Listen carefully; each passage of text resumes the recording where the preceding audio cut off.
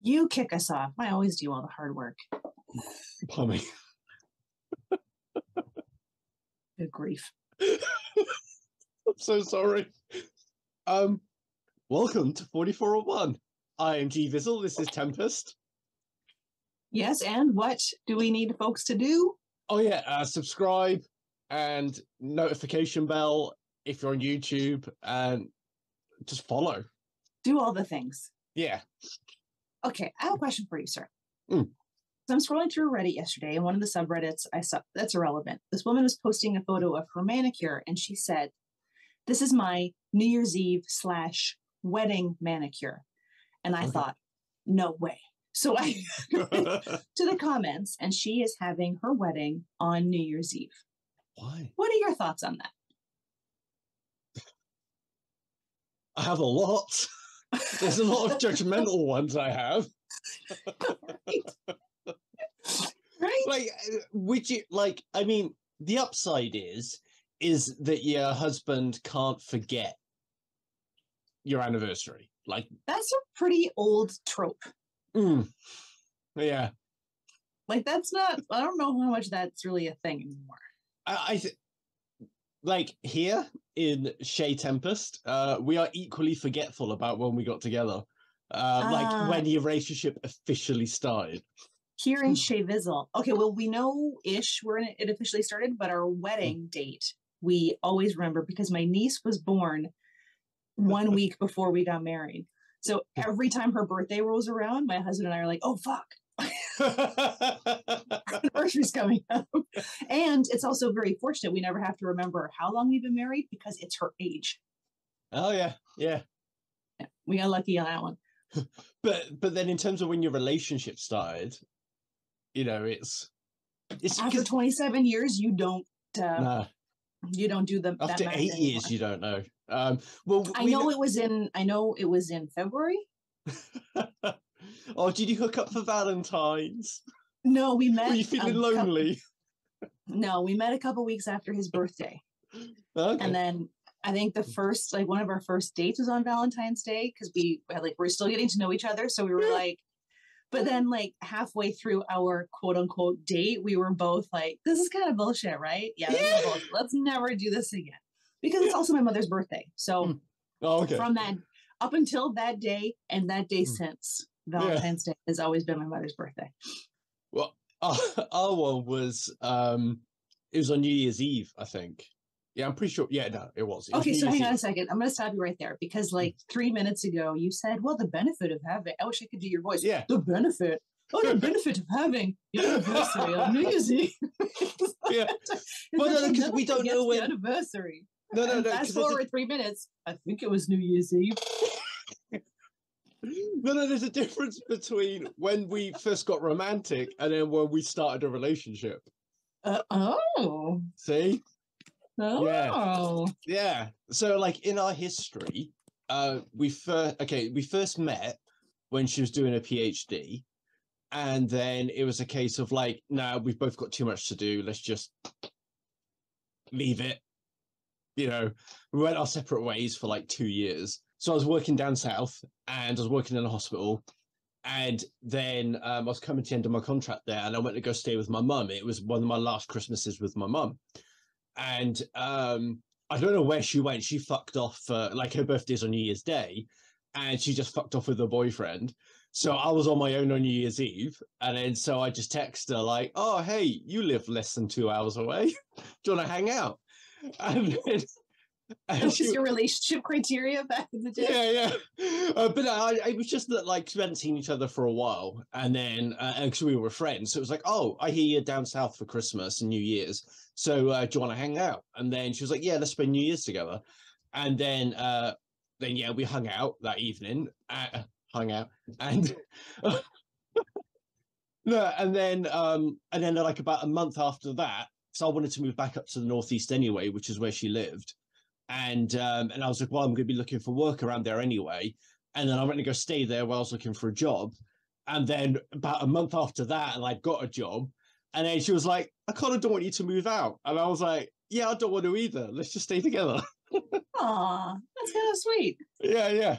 And then so we don't actually know when we started a relationship because there was no actual definitive start. I remember us like having a whole conversation about it when we were like really young. Like, is that when we started? Like, if we were to have an anniversary, would this be the anniversary? But we, like we hung out for a couple of weeks after we had met, and then it was my friend lied and said he wanted me to give you his number, so I called him. He never said that, but it worked out anyway. But yeah, then we had like, it was kind of we knew each other for a couple of weeks. We hung out with other people for a couple of weeks, not intentionally. And then once I got his phone number, we made an intentional hangout, and that's when that was the starting dating. And then it wasn't until like months and months later that I found out it was all based on a lie, that my friend, he had never said, give me her number. So as far as he was concerned, I was just calling him randomly out of the blue. And like, so his mate basically thought, oh, they should be going out together. And then my mate thought, so your mate was like, they should be going out together. GVizzle and GVizzle's husband, Mr. Vizzle. GVizzle. And so here we are almost 28 years later. That's amazing. I think some of the best stories that I hear about people that have long-lasting relationships, some of them seem to be based on not having that pressure at the start and just exploring it and finding out what it is. We were both, so like he had just turned 20 because his birthday's in January. So he had just turned 20 the weekend that we met. I had only been 21 for a couple of months. So we both walked into it with like, we're young and stupid. We'll see how it goes. Yeah. Little did we know. Had we known, like, had we gotten a glimpse of our future then, we probably would have been like, do you want to just like whore it up and meet at the altar in 5 years? Because I'm in my prime, yo. But now, here we are. Yeah, you just don't know. That's the risk you take every time you get involved with somebody. They could be the one. I had no idea. Like he was literally just turning 20. I was 21. He was just getting into like clubbing and the bar scene and whatever. And like, what's that thing that the Amish do where they have a year off of being Amish? Have you heard about it? I have heard about it. Isn't that when a lot of them decide, Amish is not amazing? Okay. Yeah. And so basically they go out and live in the world. They whore it up and do whatever they want. And I think every marriage should have that. After about 20 to 30 years, like you should have a year off. And then... like a purge? Yeah. And then just... and then... I don't know. After 20 to 30, like you're tired by then. You're... But that's what rejuvenates it. You don't have any game. Like I see a lot of... there's a subreddit for Tinder, like people post Tinder screenshots of like conversations that have taken place. There's no way I would get. No, I wouldn't get involved in online dating. I did try it because I had a mate that was doing it and I wanted to see what it was like because he was telling me all that, like he says, like, it's so hard to get I felt kind of bad. He was like, oh, it's so hard to get like dates with women and get attention and get like, he's like, women never message you and stuff. I fucking made a profile and I had like 3 women message me. And I got like a date in a week. I thought you were gonna say you catfished your friend. I was that would have been perfect. I should have done that. I thought that was where that was headed. I mean, I do have friends who have met their significant others through online dating, and I think that's amazing. I just don't know. The chances are so low. But I'm comfortable enough with myself, and I'm happy enough with my own company that, and I've been in a relationship longer than I've ever been out of one. That I kind of feel like if anything were to happen, I need me time. Yeah. I need an equal amount, 28 years of me time. Yeah, to be honest, before me and my partner got together, I was single for about a year in that time. And I didn't really, I wasn't pursuing anybody or anything. I wasn't like that. I didn't have like a random whore phase at the age of 30. But like, I wanted to be on my own. And I just wanted to just calm things down a bit and just relax. And then I did try having getting to know somebody, having a relationship with them, but that didn't work out. And then we just went our separate ways. And then that's when me and my partner got back in contact and sort of thing. But I mean, I know there's a lot of people that I have known in my life who cannot not be in a relationship. Yeah. And that's very much not me. So back to the original question. Yeah. This is interesting though. It's like, but I think it's also interesting with the New Year's Eve wedding, because I think a lot of people who like can't not be in relationship, right? They need to be very focused on them. I don't know if it's that they don't like their own company or they're afraid of being like, I don't know what the basis around that, but it's for me, it's got a lot of like main character. Yes. I'm the main character, which having a holiday wedding, any holiday, is also that I'm the main character. And I know a couple of folks have done like, oh, we'll do a summer long weekend because everyone's in town and we'll make a big weekend of it. But I'm not one to make a big deal about New Year's Eve. I never have been, but I know a lot of people who like really do it up. And now you are forcing people. On their New Year's Eve, a time where people celebrate. Yeah, like they may not have celebrated that holiday with you on a regular year. So why are you forcing people to celebrate with you then? And then I would feel bad leaving a wedding before midnight if it's on New Year's Eve, because I don't want to be like, yeah, Happy New Year in the car at a stop sign. Like, so you're kind of stuck there now for the whole night. Well, I mean, I solved it myself, as I wouldn't be friends with somebody that would do that. So, but you don't know. I saw a tweet. Yeah, if they did it, I wouldn't be friends with them afterwards. This guy, he made a tweet. He's like, imagine you're on your honeymoon. You've met the love of your life. You're finally starting your life together. And when the plane touches down at your destination, your new wife claps. She's an airplane clapper. And then you never see her again. And it kind of has that same... It's got that same vibe. I tell you what, though, the thing is, like, if I would be upset by airplane clapping, like, I think it's cringe as fuck, and I can't stand it. But if that really bothered me as a relationship ender, I would know if my soon-to-be wife would do that. How? If you've never vacationed together, it's not like it comes up in conversation. But it's a deal breaker to this bloke, right? Maybe he didn't know until it happened. But that's the thing. You gotta find out. Like, to him, it's a deal breaker. Like, if you think of all the things that you would end a relationship with your husband for, that you would get divorced over, and he did any of those things, right? And then that's what this guy's thing is with airplane clapping. You would fucking make sure. But maybe you don't know. Oh. Right? Like, maybe you don't know it's a deal breaker until it happens, and then you're like, oh, no, I don't I don't care for that. Because if you've never, let's say it's me, right? And my husband's an airplane clapper, which he's not. But if we had never traveled together, if I'd never been on an airplane in which people applauded at the end, I may not know how much rage it inspires in me until my beloved. Yeah. And then I'd be like, oh, I don't like that. Yeah, I don't care for that at all. But when your husband does something that you don't like, you would talk to them about it, right? So why would you get in a relationship you get in a relationship with someone to find out things, but then marrying somebody is such a huge commitment. Like, would you not get married to somebody that you can talk to them about it? Go, hey, don't fucking do that. That's dodgy. That's cringy.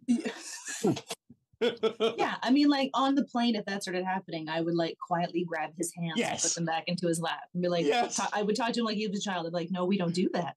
No, we don't do that. And you'll never do it again, or we're never traveling again. Yeah, exactly. I would just start applauding every time he parked the car in the driveway. Yay! See how annoying that is? Yay! Exactly. For any airplane clappers, we apologize. No, we don't. It's cringy as fuck. What do you think about people who clap in the movies? That's weird too. Like, who's going to hear that? Who's going to hear it? The creators and the stars. No one's there. It's just you guys watching the movie. See, but then going back to the airplane, the pilot probably hears it. And he's probably like, yeah, I did a good job, right? Got us here alive. Everybody's happy. They're applauding. Yeah, when I worked at McDonald's, not one person clapped for making them a good burger. No. One guy said, thank you, that tasted like a real burger. That only happened out of the thousands of burgers I sold. I guess we have different expectations for fast food than we do for somebody who flies a bajillion-ton bird in the sky. You've never tasted one of my McDonald's burgers handmade by me. They're all the same. I've never had a Big Mac that didn't taste like every other Big Mac. No, I mean, I think it's a bit more controlled now, but back when I was doing it, like some would salt it too much, some would put too little toppings on, some would they wouldn't put the burger in the box right. They would squeeze too much of the grease out. Some of them would squeeze too little of the grease out. Honestly, that there's a sounds fucking art gross. to it. Squeezing grease out sounds really gross. Do you have A&W in the UK? No, and it breaks my heart because that was my favorite burger chain in Canada. It should. It's delicious. It is delicious burger. But what chaps my ass the most, they have terrible onion rings. I didn't have them. As does Burger King. Burger King has terrible onion rings. But the packaging that A&W uses is like a little pouch. So they slide your burger in the pouch. So by the time you get the burger home, you got to reassemble the whole thing because there's no rhyme or reason to the pouch. Like there's nothing to keep it intact. There's no wrapping to keep everything together. And they use like big sheets of lettuce. So by the time you get home, it's just like a deconstructed burger at that point. It's delicious, but it's disappointing when you eat it at home. I think because I've never taken fast food home to eat because we're not that convenient in the UK that we can do that. And also I think I was just a bit blown away by getting my food in a pouch. Like that, we don't have that here. We don't have I wish we didn't have it here. I wish they would just wrap that shit. Man, it's all right. With autism, right, we're really bad if we get an open choice. And when I was in Texas, I went to like a food court just to get some lunch. And I didn't know what to order. And then I was just like this massive menu and you could literally order whatever you want. And then I couldn't choose what I wanted. It was... I think that happens to a lot of people though. I think we are paralyzed by options. Like there's a restaurant we have here called the Pickle Barrel and it has like a 30-page menu. It's absurd. Like as soon as you think like, okay, I want this thing, it's like, oh, I want this thing on this page. But then like 4 pages later, I want something else. And so it takes you forever to decide what you're going to get. You're always disappointed because then you think I should have got the other thing. Yeah. Because of buyer's remorse. Plus, how is one kitchen staff like you cannot perfect, and I know it's a chain, but it's like Apple, right? Apple does a few things really, really well. Whereas like Microsoft has a lot of shit that works okay. And like, so if you have a menu that substantial, you can't make anything extra good or super good because it's just like flop it all out. Yeah. And like when we went to that restaurant for my birthday, which was like a very high-end steakhouse, which we'll be paying for the next 3 years. But when we went there, the menu was small, it was seasonal, but everything was perfect. Yeah. That's what I would rather have. Is I want my food, you can choose it, just make it good. Yeah. That's all I want. But then again, it's hard to choose. Like I had to buy raspberry jam for a cake I was making for my neighbors. And once upon a time, you'd walk into your store and there'd be like, raspberry jam comes in this size or it comes in this size. Yeah. And now it's like there's 8 different brands that all have raspberry jam and which one's better and like, oh, that one has lower sugar and is sugar really a big deal? And this one has extra fruit and this one's like strained and this one doesn't have the seed. Like I just want fucking jam. I don't want to spend an hour and a half. I just want jam made of raspberries. That's making jam. Like I'm just gonna go home and make it myself. Like cake was delicious, by the way. It was a chocolate raspberry pistachio cake with a buttercream frosting. Was that the one that you sent me the picture of? Was that a different one? Yeah. Same one. It was so good. And you didn't even send me any. Fuck. I sent you a picture. Wow, I can't taste pictures. I'm not synesthetic. Who's gonna okay. Do you know how postage works? What, do you know how vacuum sealing works? I can't vacuum seal a slice of cake. You fucking By the time it gets there, it's just going to be a mush biscuit. A lovely, delicious mush biscuit with raspberry and pistachio. Huh? I'll send you the recipe. I got a vacuum sealer for Christmas, and I'm very excited. Now I want to vacuum seal all the things. Just don't vacuum seal Goza. I might. His head is I've got my legs crossed under my desk extended out in front of me because I'm cool like that, and he's using my ankles as a pillow. Hermione last night, she was like she was under the duvet, right? And she got like when she gets happy, she like starts kneading things. But she started kneading my bum and it really hurt. Zeelool nibbles? And she's nibbled my bum on occasion, but usually it's through blankets, so I barely even feel it. But the other day, she almost caught my nipple, and I was like, what? No! That's not for eating. Might so look painful. like pepperoni, but it's not. Hey, easy. Gozer the other day. So we have like a patio set, I guess, or dining set in our backyard. Mm. And it has a hole in the middle of the table for an umbrella. Mm. So I'm playing ball with the dogs, and I had this small ball, and it kept like I had to go do something. So I wanted to put it on the table, and it kept rolling off the table. So I put the ball in the hole where the umbrella goes. And then I turn, and Gozer has got his front paws up on the table, trying to reach the ball, but he can't reach it. So I'm like, haha, stupid. Seconds later, he jumped up onto the table. He jumped up onto the whole table. It wobbled. It freaked him out. He grabbed the ball and then took off. I'm going to find him on my dining room table in the house soon. Yeah, I can imagine Zeelool with that, though. She wouldn't go near the table again. After that. No, the table wobbled. And so now it's like 2 weeks ago, it was minus 30 degrees with like 60, 70 kilometer winds. And today it's 10 degrees. So like our weather has shifted significantly. So our backyard has all melted and it's really like wet. So I put down, it's gross. So we have these they look like little shag carpets that are for pets. So I kind of like laid them out like a little red carpet. The door leading through the kitchen, so that by the time they get through the gauntlet of shag carpeting, their paws will be dry. So Zeelool comes barreling down the stairs this morning to go for a pee. She sees the carpets in the kitchen and just like put on the brakes. I had to walk her through. I had to like put my hand on her back and like, that's okay. Let's go. Let's take it outside. Every time I open up the door to let the dogs outside, Gozer comes barreling down the stairs. Sometimes he hoots. I'm still trying to capture his hoot on camera. Sometimes he hoots. And then 3 minutes later, Zeelool will meander down the stairs. Sometimes I have to go collect her. She'll be sitting on the steps, and I have to like, milady, and guide her. Let's take you to your bathroom.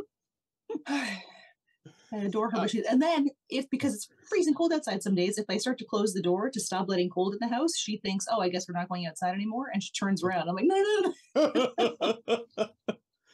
Well, Hermione likes to anxious pee, right? So if she's worried about something, she will pee somewhere just to relieve her anxiety, because it makes her feel sure that she's the boss if she can piss on all my things. And so I guess isn't that ownership? Yeah, partly. I think it's like to mark a territory. This is my human, not your humans. And her and Hester don't like each other. But anyway, so the other night, I had my hoodie on because it was cold. And then when I was ready to go to sleep, I took my hoodie off and just chucked it on the floor next to my bed. The next morning, it's cold. I want to go to the toilet. So I put the hoodie on. Fucking damn. Ew. Yeah. So I was wearing my hoodie now, bitch. Yeah. Damn. And sometimes there's like a puddle around my boots in the hallway. When I was growing up, we had a dog who was spiteful as fuck. She was like a 20-pound mixed poodle. Her name was Casey. And my sister used to go jogging every morning, and she would take Casey with her. But then one morning, I think it was too cold or too rainy or whatever, she didn't take Casey. And then when she got home, there was a little pile of shit outside of her bedroom door. And my grandparents were staying with us once after my grandfather had eye surgery.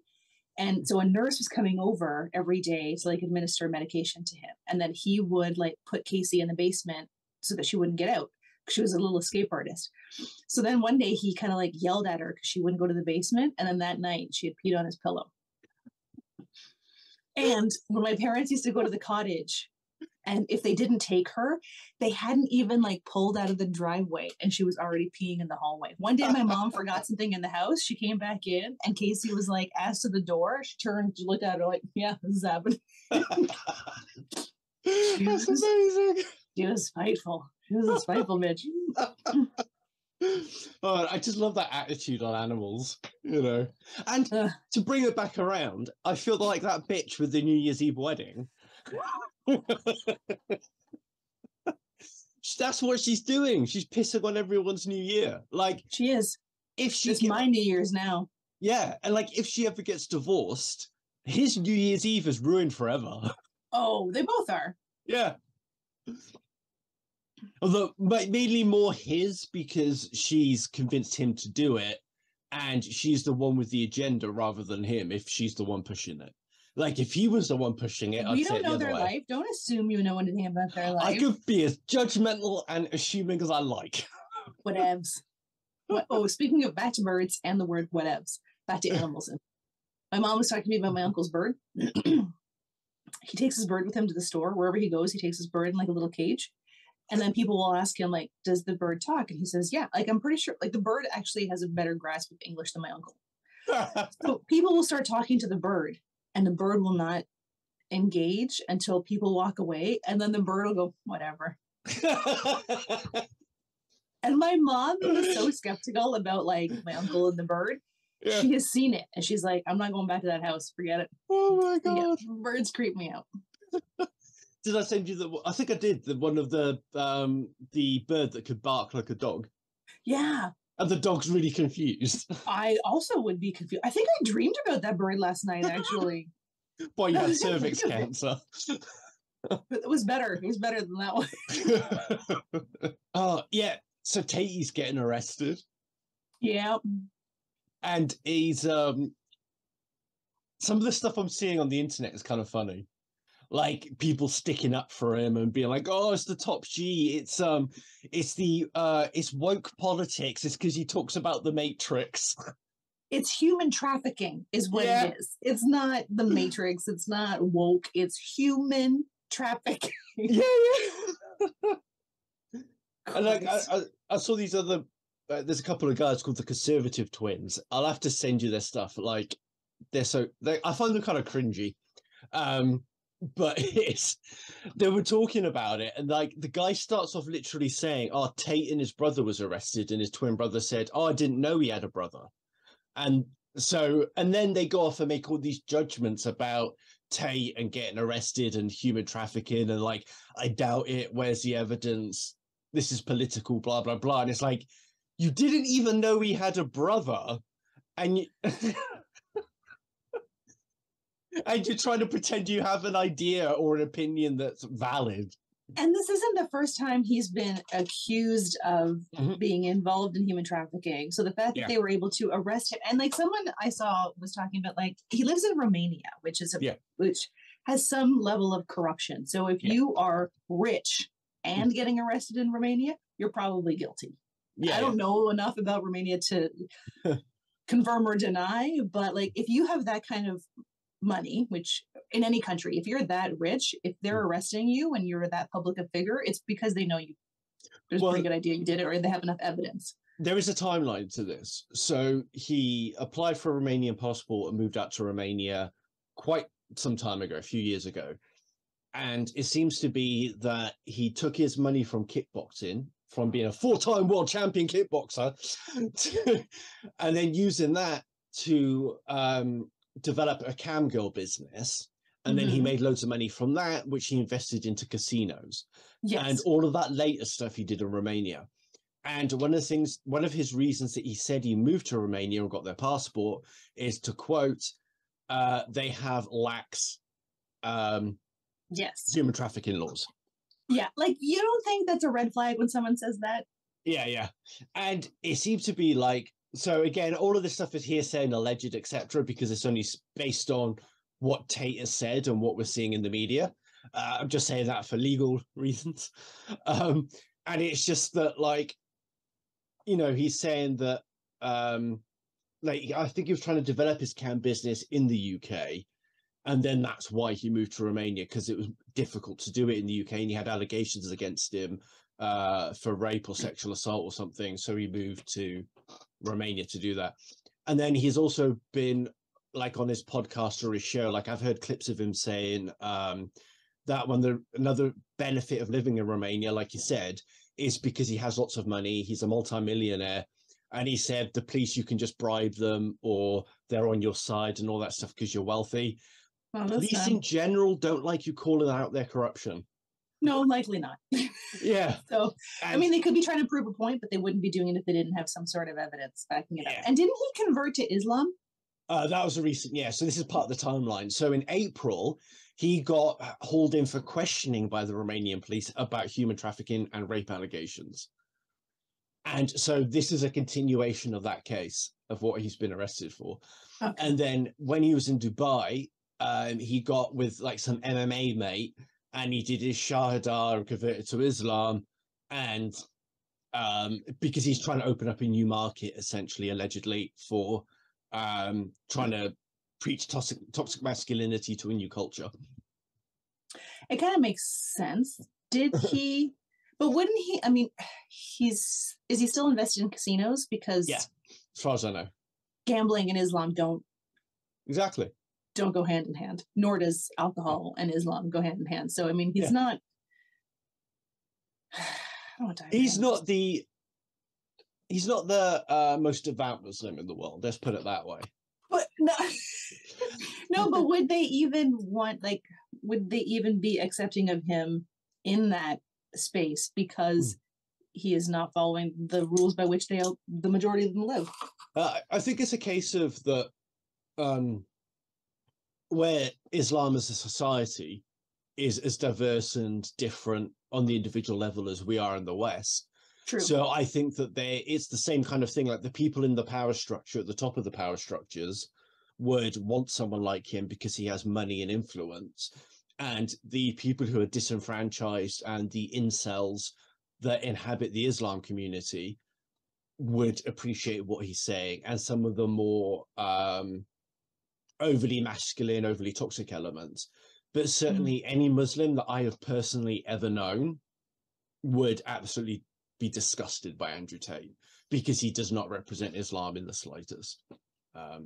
So I think it depends on individual interpretations of what Islam is, really, and how disenfranchised they are. Like, I think the mechanisms will be entirely the same here as they would be in the Middle East or in like Islamic communities anywhere else in the world. They would, like, he's just trying to, like, in my opinion, just trying to have to state my opinion.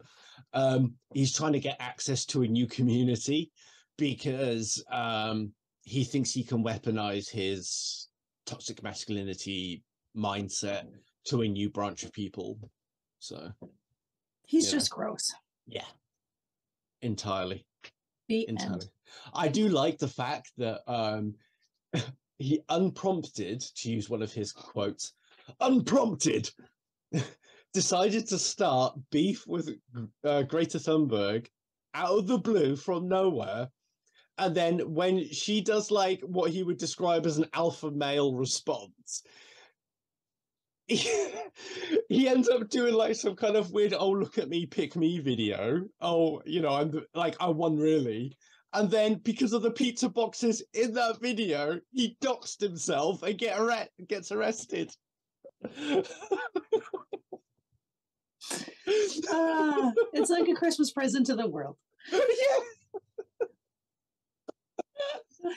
Was it the pizza boxes? Like how? Like that's what people are thinking. It's so the Romanian police. It seems to be that they were waiting for confirmation because you can't keep tabs on everybody and eyes on them all the time. They were just waiting for 100% confirmation that he was in Romania, and because they know what his properties are and so on. Okay, right. Because we know what the pizza outlet is. We know it's closest to this property of his. So then that means we can raid there. Yeah. And the best it's like icing on a cake. And the best bit of all of this was that the pizza boxes weren't in the video at the time. It's like he got like a impulse halfway through the video to go, give me those pizza boxes, puts them on the desk, and he goes, I want to make sure they don't get recycled. And he put them front and center on like high definition camera. I mean, you can't even write that. That would be hard to make up. People wouldn't believe it. It's the perfect Rube Goldberg machine. Yeah. Are you looking for fun new glasses that won't break the bank? go to Zeelool.com. They have daily flash sales. You can find frames as low as $2. Prescription, non-prescription, sunglasses, they have it all. Use my promo code to save. So it's a picture of 2 golf shirts on wire hangers. And the caption says, I just found out that my girlfriend is pregnant. I'm going over to see her. Which one should I use? White or classic brass? Oh my God. Okay, so... And then the comment is, take the right one. Looks more painful. That's double gross. Yeah, we're going to need to add a trigger warning. Yeah, content warning. Yeah, because I'll be honest, when I first read the caption, I didn't know what they were talking about. And I was like, well, what's that about the golf shirts? What does white or classic brass mean? I'm glad you actually explained that because I was being thick. Now I get it. It's a coat hanger joke. Yeah, it was a better world when you were thick because it's gross. And that someone, like, it still it's still the what the fuck is wrong with you? Like, how is that funny? How you put that online and think like, oh, it's going to get some jokes. Like, people are going to be really into this. And like, think that that's okay. Yeah. Like, imagine you have a teenage daughter, right? Like, this is all yucks and whatever. And now you actually are happily married and have a beautiful teenage daughter. And I want to Google dad and see what his pre-me online presence was like. And she's finding stuff like this. Or a woman you are planning on dating is finding stuff like this. Like, what is going through your fucking head when you put stupid shit like this online? And gross. It's like, it's what the MRAs and stuff and the incels call dark comedy. And they think that this is dark comedy. And it's like, no, it's just bad and tasteless. Like, dark comedy is brilliant and it's hilarious, but that's not dark comedy. That is disgusting. Yeah, no, I am a big fan of dark comedy, but this is not it. No, that's just vile. And particularly like the timing as well, when so many women in the United States have lost the ability to have an abortion. Which a lot of people are really happy about, unfortunately, until it happens in their family, and then they'll have their own reasons for why they're special. Yeah, like let's call out Herschel Walker there. Like his whole campaign as a Republican was about, anti-abortion and all that stuff. And he's fucking paying people by the bucket load to get abortions. Yeah, disgusting. The only right abortion is my abortion. Yeah, exactly. And then the other thing is like the whole of the joke of the, just ignore the comment for one thing, but like the image itself, they're like, why would you, the whole idea that you want to put your girlfriend through that and like that be a method of contraception, And women have died from this. Yeah, a lot. A lot of women have died and and ones who haven't have had a ton of complications and infections that have been debilitating, but it's funny. Lols make me go ha ha. My internet bros will like it.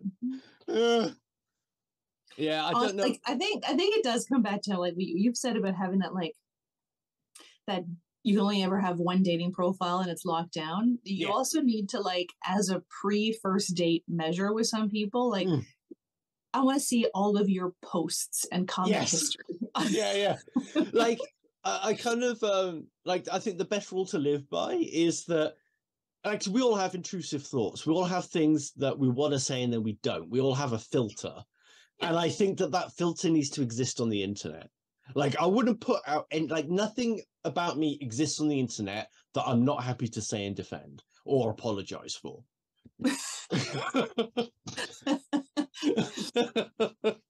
You know what I mean? I mean, I think maybe it's because we grew up, me more so than you, I think, because of just your age. But I think because I grew up in a world pre-internet that my generation, I think, is a lot more wary of what we put out there because it was still something we didn't entirely trust. We're like kids today, or kids, young adults who have never been in a world without the internet. They don't know what it's like, and they don't have that idea of perhaps the consequences that an older generation would have had because those consequences have always been there in one form or another, right? Whether you got busted lying on your resume or you're putting stupid shit on the internet. Like, I just think we were warier of it when it first started, that wariness has gone, that no one considers what's out there. Like, I've had a lot of conversations with like my niece about whatever you put out there is out there forever, right? Like, you could put something up there and then delete it, but in the time between you posting it and you deleting it, a ton of people could have saved it, they could have reposted it, they could have done whatever. Like, whatever you put out there is out there. And my dad used to have a saying that if you are thinking about doing something you don't want anyone to know you did, then don't do that thing. Exactly. Yeah. I mean, just assume someone's watching all the time. Like, they probably are. Like, I can't even pull a wedgie out of my ass in public without wondering if I'm going to see it on the internet. Yeah.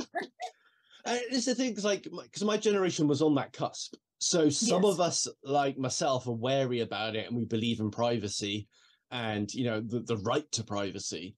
And then you got the other half of them, which is that they'll post shit like that and not think they'll get any comeuppance from it. Yeah. Like, it's funny, I made a TikTok in the summer about how when we were camping, I had kind of like stumbled upon this couple teaching their Doberman pinscher how to swim. And like, he had a little life jacket on, and I didn't want to interrupt them with like, so I just kind of saw it, thought it was adorable, and turned around. But I made a post about it because I thought it was the cutest fucking thing ever. Yeah. And a lot of people were asking for pictures of it. And like, it never even crossed my mind to take a photo because that's not my moment to. Exactly. And like, it just, I don't know. It bothers me that like anywhere you go, you could be finding a picture of yourself online in the background of something. Like, how many times could you be on the internet unbeknownst to yourself? Finger up your nose. Yeah. Like, I get when someone's acting shitty, right? If someone's acting up, you're taking a video because it's proof of that or it's whatever. But like, just the ones that are out to just embarrass somebody, right? Like they have that website, like the people of Walmart, where it's people who are just out and about doing their own thing, and they can't even do that without showing up in a video or a photo online and purposefully to mock them, right? Like that poor woman at the airport who is just wanted to eat her lunch on the plane, and this fucking bitch who didn't plan ahead decides to publicly shame her and then double down. I didn't even apologize, double down on it. I think that's something we should cover another time, because there's been a few videos I've seen recently of people like doing stuff like that. Like, either somebody's overweight or they've got learning disability or they're clearly autistic, and people have just been belittling them on social media without their knowledge, without this person's knowledge. You haven't had the guts to confront them in person, yet you're talking about them behind their back. Because there's nothing to confront them about. They're just mocking. Yeah, exactly. Like that woman who was making fun of the woman across from her for eating her lunch because I'm at the airport. I can't find anything to eat. Bullshit. You're at an airport. There's a fucking ton of things to eat at an airport. And you knew that you had celiac and you didn't plan ahead. Yeah. How is that this poor woman's problem? Yeah, exactly. Fucking people are cunts, man. They are cunts. The next one's not going to make you feel any better. If I had a piece of bread for every gender there was, I'd just have enough to make a sandwich. But you wouldn't catch me doing that because that's a woman's job. Wow. Okay. All right. Fucking hell. And also, like, the fact he said that's a women's job. Like, you can't even write properly. You don't start a sentence with a conjunction, for one thing. You're correcting his grammar. Well, because the rest of the stupidity is self-evident. It's all also that he titles the post "Feminist wants to know my location." No, no, they don't. They don't care about you and your stupid opinion. Yeah, exactly. And the thing is like, it shows how uneducated the person is about the issue of gender and sex and all that sort of thing.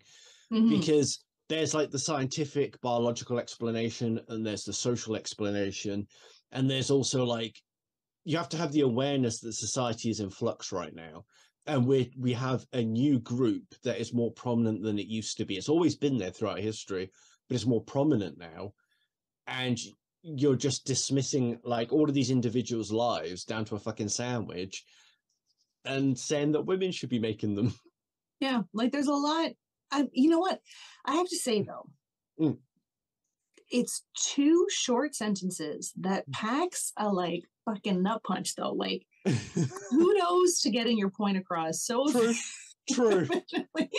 He did it succinctly and concisely. Yeah, he was economical in his words. Yeah. And yeah, so I mean, it's taken the people a lot, many more sentences to get the same point across. So, but that's what they do. He took down women and anyone who identifies as any other gender other than their biological sex. So, but he kind of like took them down. Like he didn't really take them down. No, and then, he that's insulted. the thing. Yeah, he insulted people, and he did it in a very reductionist way. Correct. Which doesn't mean that you can discuss it and have a dialogue about it. And I mean it's predictable. Yeah, he gets awards for predictability and ignorance and conciseness. Yeah. And what I find really funny is that the people, like the guys like him who are obsessed with two genders, two sexes, and the way that they feel attacked by the transgender ideology, they care more about transgender ideology than transgender people seem to do about heteronormative ideology. Yeah, it's a weird obsession, right? Like if it doesn't affect you, it doesn't affect your life. Yeah. And then why do you care so much, right? It's like anything. It's like people who are against abortion or against women's rights. Like it doesn't impact you or your life. So let people be happy and let people identify in a way that makes them feel good and is right for them and feels right. Just like you do. No one's told you have to identify in a certain way. So just fucking live and let live, motherfucker. Yeah. And like I just think like if you, I mean, you know, it's our right to laugh at your stupidity here. Correct. And it's our right to disagree with you, but you can't even put like a proper case forward for why your side is correct. You're just insulting people. No, and there never really is, right? It's like it's for all of it, right? Like the abortion debate, the whole COVID deniers or COVID vaccine, when it comes to genders and homosexuality, it all comes down to like, my source is trust me, bro. Yeah, it always is. Yeah. It's a friend of a friend whose dog walkers knew a guy who lived next door to someone who got his mail delivered by somebody who took a bus once with someone who died of this. Some bloke down the pub said it. And that's the thing is like, there's all this stuff in the media, particularly from the right-wing media, that if you deny like that transgenderism exists and that like if you deny there's more than two genders and stuff, then you'll be shot down, you'll be vilified, you'll be pilloried, etc. And like, but I haven't had that happen to me, like, because people understand my point. Like, I don't need to accept your way of life to think that you deserve the right to exist in the way that you want to live, and that isn't for me to say what you do. Regardless of what that is, right? Like, you're not going to agree with the way everybody lives their life, regardless of it's their hobbies, their habits, their whatever. Yeah. I choose to judge people. It's like going to someone's house and like redecorating it because you don't like the way they've decorated their own home. Doesn't fucking affect you. Leave the shit alone. Exactly. Well, like if somebody, like if a bloke wants to identify as a woman and live as a woman, like that's up to them, and I will support them to do that because they're not hurting me or taking my shit. Which I don't like, which is where I just don't get why people get so obsessed with other people's lives. Yeah, it's so fucking toxic. It's just weird. Yeah, and then this is the other thing as well. Like, once you start engaging with people who identify as transgender or non-binary in some way, like, once you start interacting with them, watching their content, speaking with them and stuff, it's like, oh, they're human beings like me. They just want to work, pay their bills, look after their families. Who knew? Yeah. And maybe if these fucking ignorant cunts like this bloke start doing that, they might be less hateful for no reason. And that's the thing. It's all about like fear and ignorance because you don't know. So you make a lot of assumptions about what someone's life is like based on what someone else who's toxic has told you. And so if you just took the time, I know it's a fictional movie, but have you ever seen the movie American History X? Yes. Very good film. Yeah. Okay. So for anybody who hasn't seen it, it's Edward Norton in probably one of his I think one of his best roles. It was hard to watch. He was so good in it. And he is like just racist down to his core. Yeah. swastika tattoos. I think he goes to prison for, was it killing a black man, or was it just like a grievous assault? I think he murdered him, but I think he got off on manslaughter because his brother didn't testify. Okay.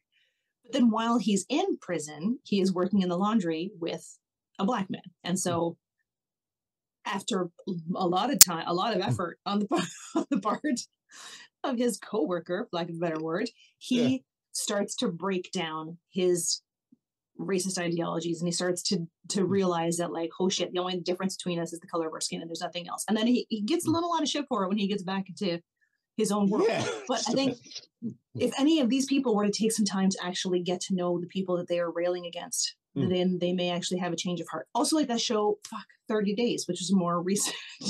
I haven't seen that. It's Morgan Spurlock. So he would take like a hardcore Christian, and she lived with an atheist family for 30 days. Okay. And there was a guy who was like super right-wing homophobe, lived with a gay couple for a month.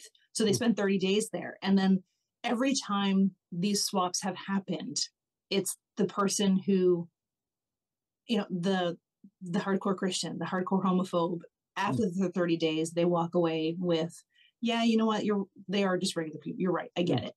Right. It's never been the reverse where the gay couple's like, you're right, we're going to go to conversion therapy. Like, it's never that. So if you take the time to actually get to know people and try to empathize a little bit, then there would be a lot less of this. Well, that's the thing, like what we found in the UK when people were voting for Brexit. Like a lot of the rhetoric behind it was quite xenophobic, and some of it was downright racist. But the people who were voting for Brexit to happen were living in predominantly white areas, like the most whitest areas, basically up north. They voted for Brexit, and the people in more diverse areas, the white people that live there, voted to remain in Europe. And then that's because familiarity breeds acceptance. People try to say familiarity breeds contempt, and it fucking doesn't. It's the other way around. As soon as you get to know people on a personal level, you realize they're just like everyone else. Yeah. It's like those racist people who say, like, no, I got a black friend. So, yeah. So you were able to get to know one person. And didn't maybe realize that, hey, if this one person is a human being, maybe they all are. Yeah. Oh, man. Let's do the next one. Okay. So this one is skirt length. Skirt lengths. So this one is going to be hard to explain to anybody who's listening to the podcast. So it's skirt lengths. This woman is holding up her skirt. You can see one of her butt cheeks, but sort of. Yeah. Sort of. What lower? Okay, so the skirt length will begin just above her ankles. Matronly. Mid calf is prudish. Below the knee, old-fashioned. At the knee is proper. About 3 inches above the knee is flirty. 3 inches above that is cheeky. 2 inches above that is provocative. Up 1 more inch is asking for it. Another inch is a slut. And then another 1.5 inches is a whore. Well, yes.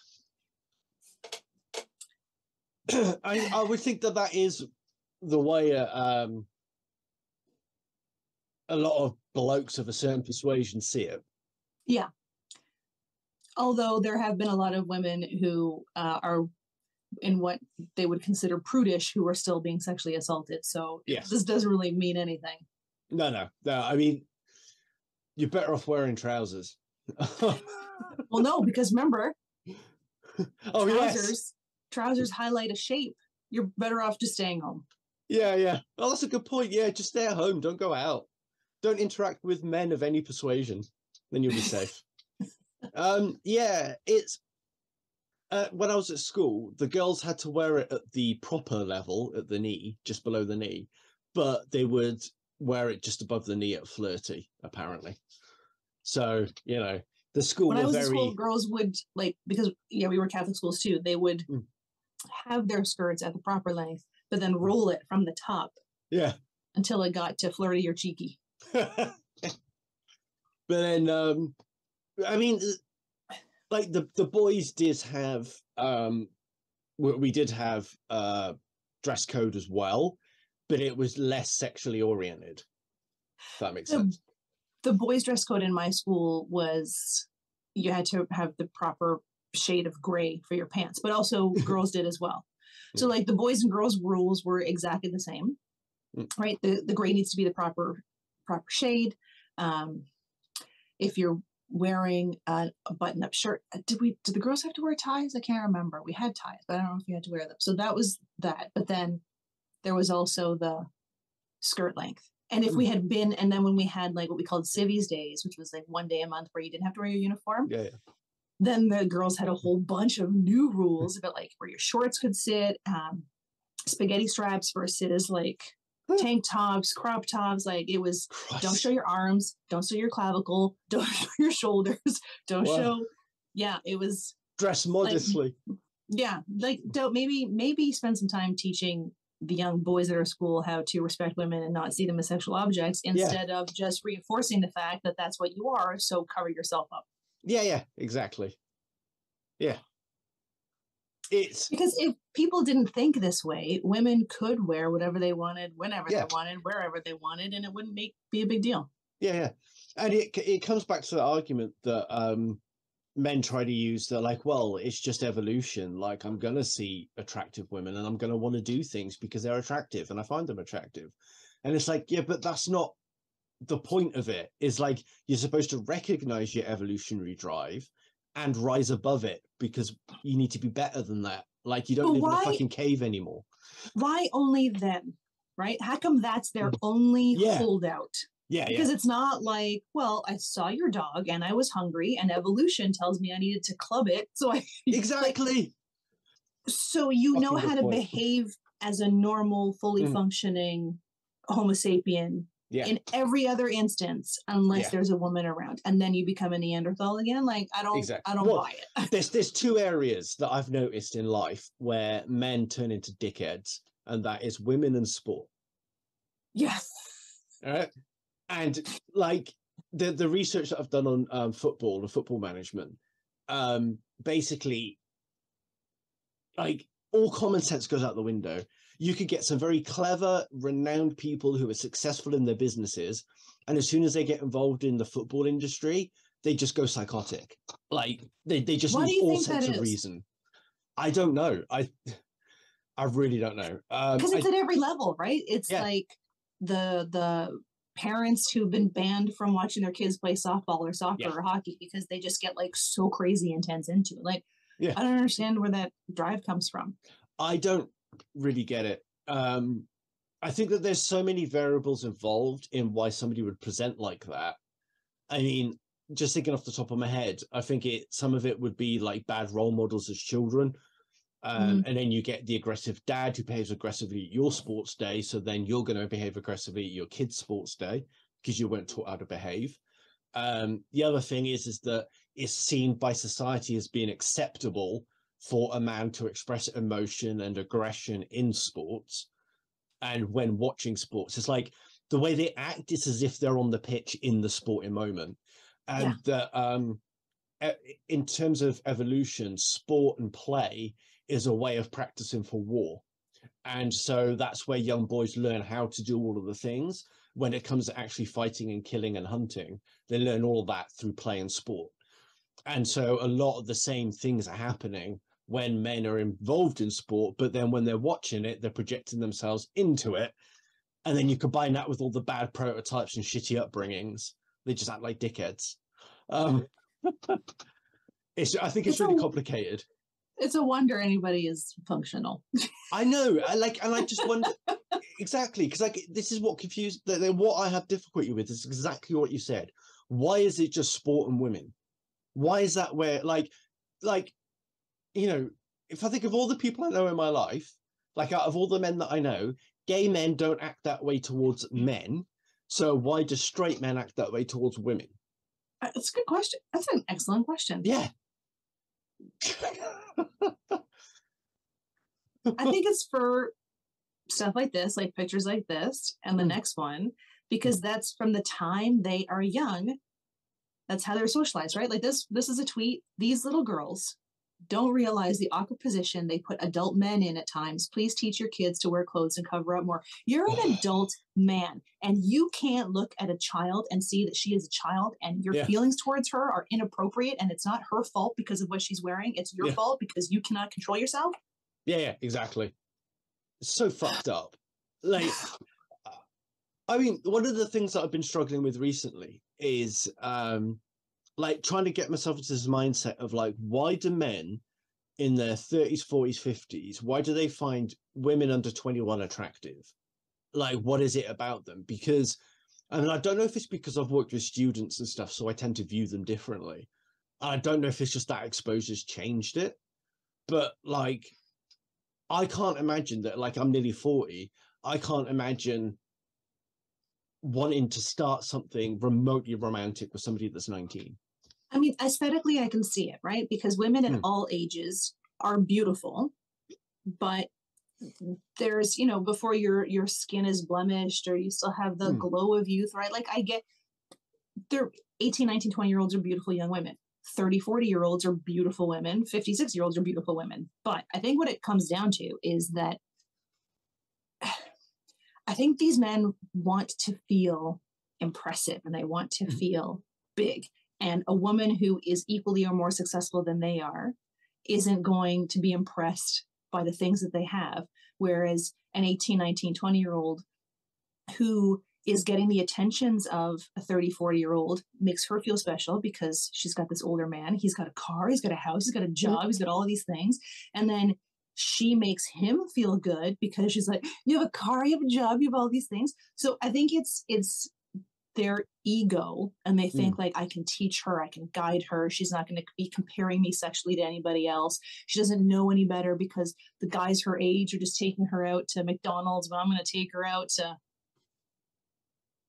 insert 5-star.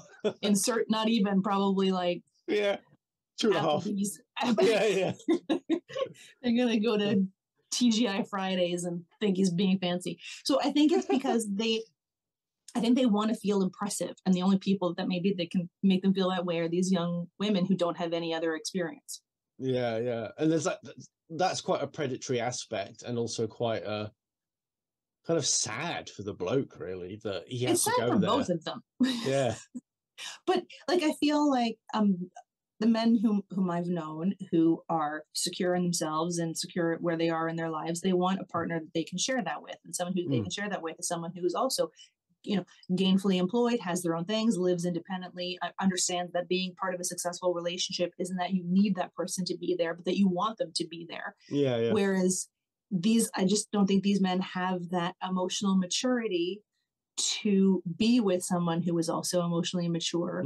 So they want to feel young. They want to feel like they're in their prime. So what's the best way to do that than with someone who is young and in their prime?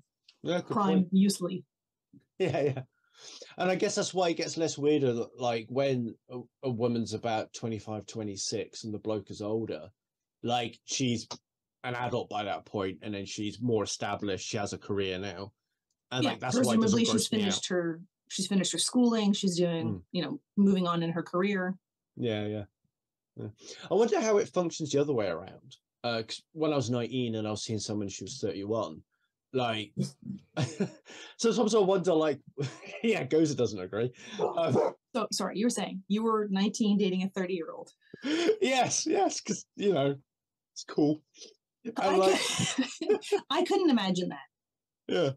When I was 30, dating a 19-year-old, like that's, you know, even now at 48, I don't know that I would have the energy. Yeah, for a 19-year-old. I could have made a 19-year-old. Like, I can't. I know. Yeah. I don't even know if I had the energy for a 30-year-old, to be honest. Like, Yeah. And that's what I think right now. Like, when I think about, like, if I was single, like, I would probably be able to maybe 5 years younger than me. But I just, maybe that. But I think, like, is it maybe a woman in her 30s with a 19, 20-year-old? Maybe it's that, you know, the sexual thing. The compatibility, right? Like they're young, they've got more energy, they're more exciting. Okay, women, like their sex drive, like there's research to suggest that their sex drive increases as they get older. And then I think it plateaus at some point in their 30s. Yeah, I think the sexual peak is in the mid-30s. Yeah, I think. And then for blokes, it's sad for us, but late teens, Grade early 11. 20s. Yeah. And because I do wonder what was in it for her, because it's like I was doing an apprenticeship in mechanical engineering. She was a physicist. Like, I think maybe, I mean, had she just come out of a relationship? no, she's in one. Well, then there you go. She just wanted a young bloke to rock her world. Bow, bow, bow. The first day, like when I realized, because I thought, like, okay, maybe there's something here, but I wasn't sure. And the day that I realized was that, like, she was at work on a Saturday morning and she was like, oh, come meet me. And I was like, all right, fine. We went down to Canoe Lake. It was in Portsmouth. It's like a shitty little lake thing. Anyway, and then we met up and then she just like randomly threw into the conversation. She just said, I wonder how long it's going to be until we have sex. And I'm like, what? That's, I mean, you act like you don't know why she was in a relationship with you, but you do. She told you right there. Yeah. But I mean, that's part of it. But also, like, you know, I know I was tall, but I was also quite a young 19. So, like, I mean, look at me now. You wouldn't guess my age by fucking looking at me. Was she grooming you, perhaps? This is what's fucking with my head at the moment. Like, when I'm seeing all this other behavior online and stuff and, like, listening to other people's opinions about it. And I'm just like, hey, it was a bit weird. Yeah, it was. I think you were being groomed. Yeah. But then there's this other side of it as well, that blokes are expected to want that and like it. But it's like, okay, so for me, it's kind of like, if her intentions were genuine, she just wanted to get laid and there was nothing nefarious about it, I'm fine with that. But if there was the whole kind of like manipulation, grooming element to it, then I got a problem with it. But then, as you should. Yeah. But then I can't ask her. No, I can't imagine somebody would be like, yeah, no, I was totally grooming you for sure. Like, yeah. And then, because the other thing is like, one of our conversations one day was that, because we just talk about other people and things, and cause we were quite open like that. But then she was saying that, like, there's a kid on our course, and he was like 16, but he looked about 14. And she was like, oh, could you imagine just turning up to his room one day and just like blowing his little mind? I was like, no, I couldn't imagine that. Yeah, she's what do you call a female nonce? A nonce. Nonce. Yeah. She's a nonce. Yeah. Fuck it hell. Gross. On that happy note, fade to black.